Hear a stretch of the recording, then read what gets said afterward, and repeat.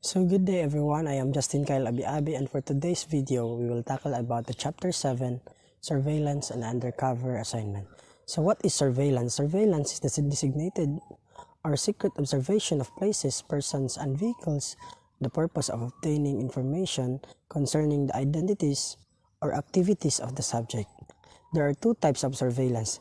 Covert surveillance is when the subject is not aware that he is being observed. Second is overt surveillance, when the subject is aware that he is being tailed or observed. So what are the purpose of surveillance? The purpose of surveillance is to get information on criminal activities for the future raid, to discover the identities of persons frequenting the place to establish their criminal activity. Third is to obtain evidence or a crime to prevent the commissions, therefore by arrested or raid. Fourth is to establish a legal ground for the application of a search warrant. Fifth is to arrest the criminal in flagrante delicto.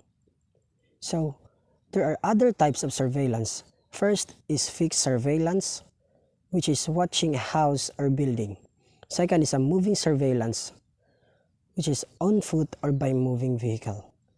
And also there are three kinds of surveillance. First is surveillance of places. Second is tailing or shadowing. Third is undercover investigation or objectives of surveillance. To detect criminal activities, to discover the identities of the person infrequent, to establish and to determine their relationship. Third is to discern the habit of a person who lives in or frequent places. Fourth is to obtain evidence of the crime or to prevent the commission of a crime. Fifth is to provide a basis for obtaining a search warrant. Sixth is to apprehend person in the commission of an offense. Then there are shadowing or tailing. What is shadowing or tailing? Shadowing or tailing is the act of following a person. So purpose of shadowing: first is to detect evidence of criminal activities. Second is to establish the associations of a subject. Third is to find a wanted person. Fourth is to protect a witness. And fifth is to discover the associations, amusement, and habit of an employee who has been proposed from position of responsibility. Sixth is to check the loyalty of the employee in an establishment where the thieves have occurred. The objectives of undercover work is obtaining evidence, obtaining information, checking informant, fixed surveillance, which is assist installation of investigation equipment such as video recording or wiretapping. Fifth is checking loyalty. Sixth is subversive organizations, which is detailed information concerning subversive group. Seventh is security check, which is listen to conversation on security leaks or careless observation. So let's proceed to Chapter 8, the reactive and proactive methods of investigations. There are types of criminal investigations: the reactive investigations and the proactive investigations. The reactive investigations are the traditional manner in which police become involved in the investigation of crime. Reactive investigations are often divided into the initial investigations and the follow-up investigations. The proactive is investigation or proactive strategies, which are often covert in nature, usually involve the police initiating investigative activities prior to the occurrence of a crime. Through proactive types of investigations, the police place themselves in a position to deal with crime before it happens.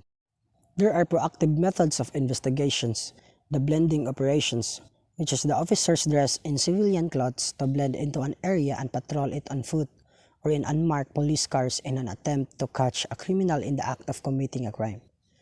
Stake-out operations. Stake-out consists of a group of heavily armed officers who hide in an area of a store or building waiting for an impending holdup.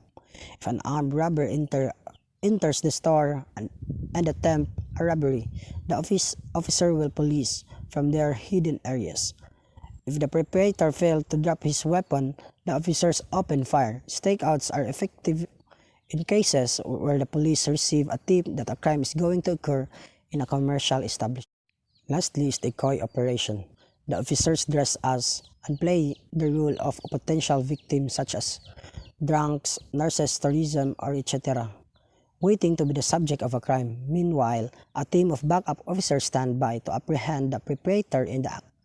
act of committing the crime, like like disguising. So D is interdiction.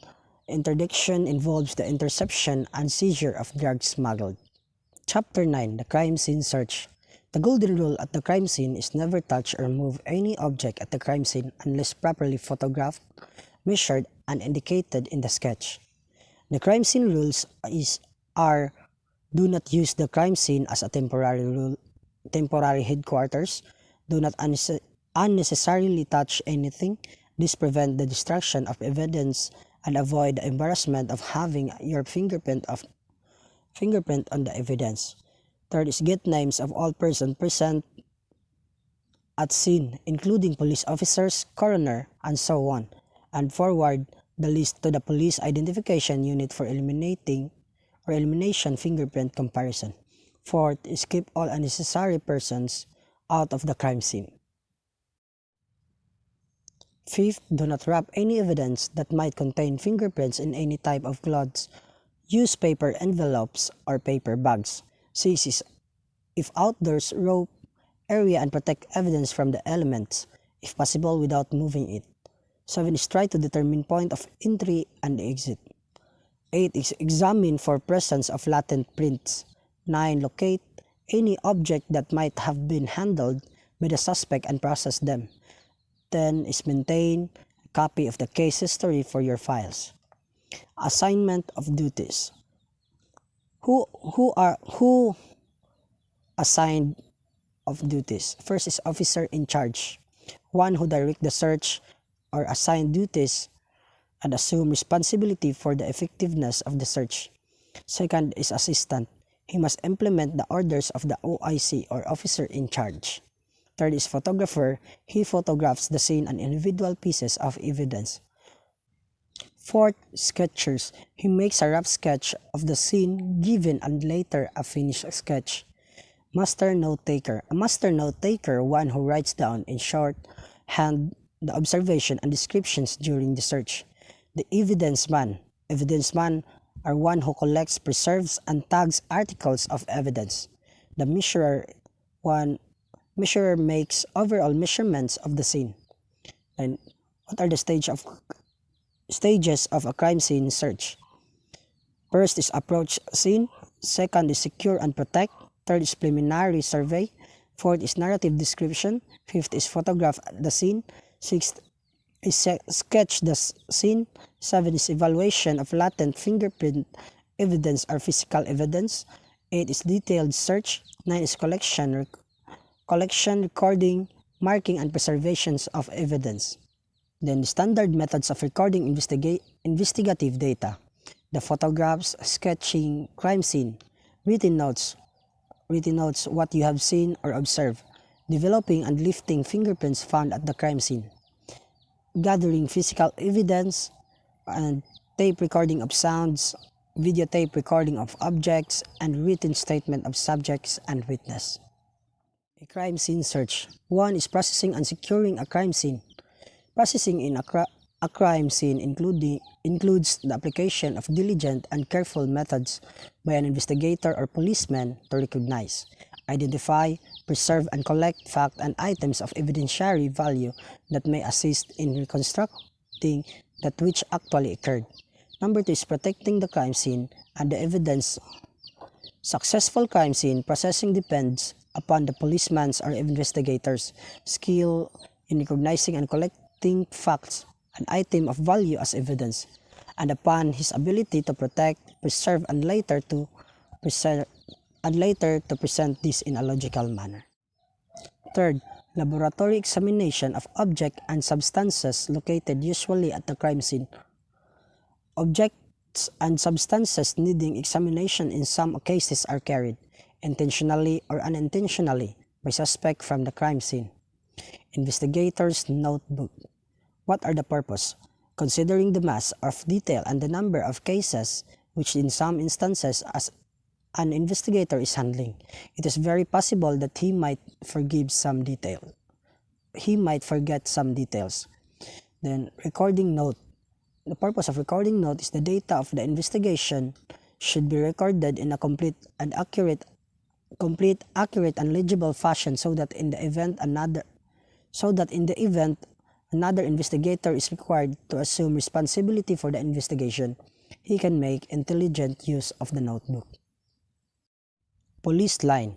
What is police line? Police line is authority line used to preserve the crime scene that separate the crowd from the persons have the authority to handle the crime. The importance of search in crime scene. First is reconstruction of the crime. Second is certification and linkage of the subject to the crime scene. Third is establishment of possible cause of arrest. Then point to remember in crime scene search. First is secure the area, if possible cordon the area. Second is avoid contaminating the physical evidences. As much as possible, limit the number of the person that get into the crime scene. So that's all for today. Good day everyone. God bless us all.